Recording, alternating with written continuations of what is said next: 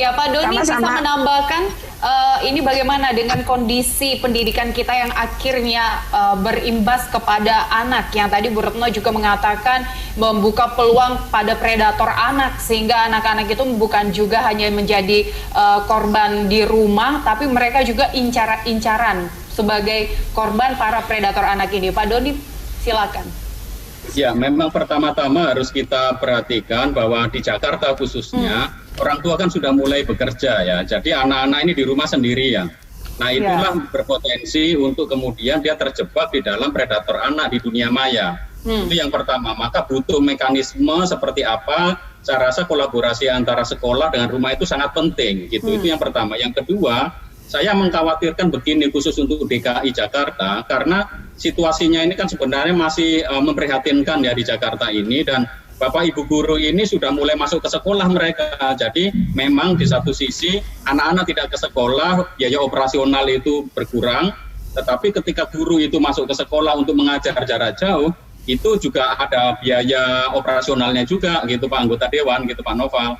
Jadi nanti mohon diperhatikan agar di Dinas Pendidikan DKI itu harus jelas bagaimana mekanismenya juga karena yayasan-yayasan sekolah swasta mereka karena tidak ada panduan mereka memaksa Bapak Ibu guru itu datang ke sekolah karena mereka berpikir kalau Bapak Ibu guru itu nggak datang ke sekolah mereka itu nggak bekerja dan bahkan di beberapa sekolah swasta guru-guru sudah mengalami bulan ini bahwa pendapatannya berkurang karena ketika dia hanya mengajar 3 hari dia hanya dapat 3 hari jadi artinya hal yang sebelumnya itu lebih banyak pemasukannya, lalu Bapak Ibu guru menjadi berkurang pemasukannya. Ini kan menjadi persoalan juga, karena Bapak Ibu guru di sekolah swasta itu mereka juga tergantung dari sumbangan dari masyarakat, tetapi juga mereka kan juga butuh membiayai keluarga mereka. Nah ini saya rasa anggota Dewan perlu bicarakan dengan dinas, kemudian mungkin dengan tim TGUPP bidang pendidikan untuk memberikan panduan dan guidelines. Kalau misalkan dari Kementerian Pendidikan belum memberikan guideline yang jelas, saya rasa DKI bisa lebih maju lah, lebih cepat karena ada TGUPP kan untuk percepatan pembangunan, juga termasuk percepatan pelayanan pendidikan. Saya rasa ini hal-hal yang memang harus diperhatikan karena sebagian besar Bapak Ibu guru itu masih menggunakan transportasi umum. Mereka datang dari Bogor, mereka datang dari Bekasi, dan ada yang dalam situasi kadang-kadang hamil dia harus datang. Dan kadang-kadang ada sekolah yang gurunya hari itu tidak mengajar, dia wajib datang ke sekolah. Ini sesuatu kebijakan yang menurut saya tidak masuk akal dan sangat merisikokan guru ini tersebut. Dan ini termasuk juga keluarganya. Mohon itu juga diperhatikan. Jadi selain fokus kepada layanan pada peserta didik, juga pada sekolah-sekolah. Dan tentu saja sekolah harus memperhatikan protokol kesehatan. Karena sampai sekarang saya belum melihat di beberapa sekolah swasta ada tim gugus untuk protokol COVID yang dibentuk secara resmi untuk melihat sejauh mana kesiapan-kesiapan. Karena sabun, kemudian cuci tangan itu masih ala kadarnya. Itu di Jakarta loh ini. Bukan di daerah lain, Mbak. Jadi mohon itu sungguh-sungguh diperhatikan sebelum nanti pembelajaran selama masa ini sungguh-sungguh bisa ditingkatkan, termasuk ketika ada aturan-aturan bagaimana time screen-nya anak-anak ini. Jadi apa yang disampaikan Bu Retno saya sangat sepakat karena ini ada radiasinya, ada psikologisnya juga dan lain-lain. Iya, baik silakan Pak Novan untuk menanggapi pernyataan dari Pak Doni. Tambahkan sedikit ya. Memang sebenarnya gini loh Pak, ini kan kita ini kan kalau Pemprov sendiri sudah mengeluarkan PSBB transisi yang namanya 50% untuk kehadiran di jam kerja ya. Sebenarnya kalau misalnya ini kita harus samakan juga ketika istilahnya di sektor pendidikan, ya, itu guru itu tidak perlu datang sebenarnya gitu kan. Itu hanya istilahnya mungkin setengahnya aja, kalau nggak istilahnya dibagi shift aja gitu kan, belajar dari rumah kan bisa gitu kan. Artinya kan juga mereka juga bisa berkonektivitas melalui dari rumah gitu. Itu yang mungkin akan saya sampaikan gitu kan. Kalau misalnya sekarang hanya hanya misalnya mungkin dia tiap hari ke sekolah dengan mempergunakan misalnya ongkos, itu sangat berat juga di masa pandemi ini.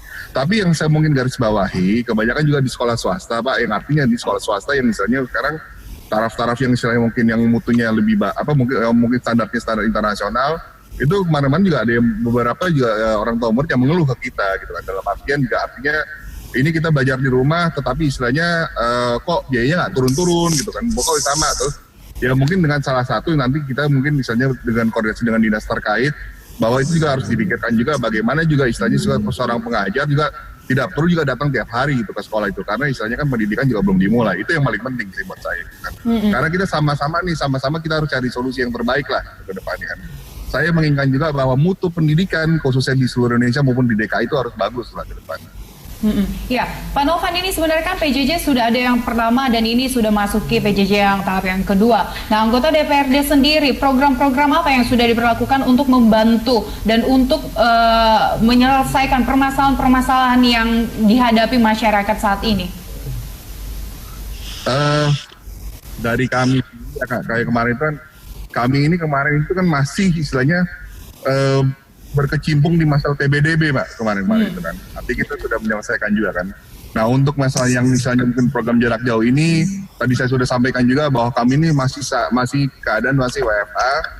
Jadi nanti karena kita akan adakan rapat khusus lah, Pak, untuk membahas masalah ini dulu. Oke. Masih perencanaan untuk membicarakan untuk kedepannya seperti itu ya, Pak Novan ya. Artinya kita nanti akan diskusikan dengan dinas terkait, dengan dinas pendidikan. Ya, Ibu Retno, saya ingin menanyakan bagaimana dengan data saat ini kondisinya pemerintah, dalam hal ini Presiden juga pernah menjanjikan akan membangun beberapa titik agar masyarakat, anak-anak khususnya mendapatkan wifi gratis.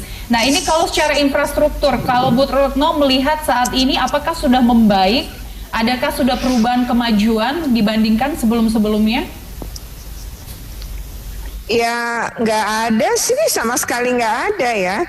Yang kami dengarkan sebenarnya relaksasi dana BOS, di mana dana BOS bisa digunakan untuk bayar gaji guru bagi sekolah-sekolah swasta yang anaknya banyak nunggak bayaran. Kemudian sekarang bilang 100% dana BOS mau dipakai untuk kuota. Lalu ada dana BOS afirmasi dan kinerja. Harusnya BOS afirmasi dan kinerja baru bisa beli kuota, atau beli alat juga. Karena kan ini harus ada pemetaan. Anak mana yang bisa dana BOS, bisa dia punya alat tapi nggak punya pulsa. Kemudian mana yang kemudian nggak punya semua. Lalu bagaimana sekolah akan memfasilitasi? Ya ini kan hal yang seharusnya dibicarakan dulu, dipetakan dulu gitu ya. Jadi nggak bisa sih bikin kebijakan kemudian seperti disamaratakan, itu nggak bisa menurut kami gitu ya. Jadi kalau bagaimana ininya belum ada ya sampai sekarang. Jadi kesulitan pulsa pun masih, dan banyak daerah seperti di Bengkulu maupun Jambi nggak ada tuh pembagian dana BOS, juga tidak ada gitu untuk pulsa. Itu sih sementara ya, yang Bengkulu nggak ada, kemudian Jambi juga tidak semuanya. Jadi relaksasi ini juga kami tidak tahu apakah tepat atau tidak sebagai bentuk penyelesaian masalah. Saya rasa tidak terlihat memang. Itu sih evaluasi kami. Terlihat ya Ibu Retno ya. Ya terakhir Pak Doni, untuk closing statementnya, ada yang ingin disampaikan kepada pemerintah terkait PJJ ini? Ya, pertama-tama saya meminta Mas Nadiem Makarim untuk lebih intensif berkomunikasi dengan para kepala daerah untuk membahas persoalan PJJ ini. Karena keputusan Menteri Pendidikan yang dikeluarkan hari ini sebenarnya itu sangat umum sekali. Mereka masih butuh panduan-panduan. Yang kedua, pemerintah daerah ini terutama perlu membantu satuan pendidikan untuk memetakan kebutuhan. Artinya, tadi seperti dikatakan Bu Retno, masing-masing sekolah itu bahkan beda-beda. Mana anak yang bisa punya akses gawai, mana yang tidak. Dan ini masing-masing pemuda itu persoalannya beda-beda. Ada masalah geografis, ada yang tidak. Sehingga harus didiversifikasi layanannya. Misalkan ada yang daring memakai internet kalau mereka bisa. Kemudian kalau mereka tidak bisa mempergunakan sarana radio lokal kalau memungkinkan, TVRI yang sudah disediakan. Atau kemudian kalau sama sekali tidak ada, pengiriman modul-modul pembelajaran lewat kantor pos, atau sampai guru kunjung seandainya benar-benar tidak dimungkinkan untuk sarana-sarana yang menggunakan teknologi. Artinya itu pun tetap harus protokol kesehatan ditetapkan, jaga jarak, kemudian dikumpulkan di satu zona itu ada berapa anak, berapa murid di daerah itu, dan guru kunjung itu juga dibiayai dengan dana BOS. Jangan sampai kemudian dengan guru kunjung lalu kemudian malah gurunya tombok gitu kan. Nanti malah kena krisis ekonomi yang kedua ini setelah masa Covid gitu kan. Maka jangan sampai, pada intinya saya ingin Bapak Ibu guru ini garda depan pencerdasan kehidupan bangsa. Jangan sampai justru dalam keadaan darurat ini apa yang mereka peroleh selama ini malah turun dari sebelumnya. Karena itu sesuatu yang kemudian malah merugikan Bapak Ibu guru itu sendiri. Wah, perlu pemetaan kebutuhan seperti itu. Oke, baik. Terima kasih Pak Doni, penyederhanaan kurikulum, pembentukan infrastruktur pendidikan, dan juga untuk memperhatikan guru-guru yang menjadi garda depan untuk mencerdaskan anak bangsa. Ini menjadi PR terbesar ya untuk Kemendikbud saat ini. Ya, baik. Terima kasih Pak Doni Kusuma, Ibu Retno Listiarti, dan juga Pak Novan Harifan sudah bergabung bersama kami di Suara Jakarta.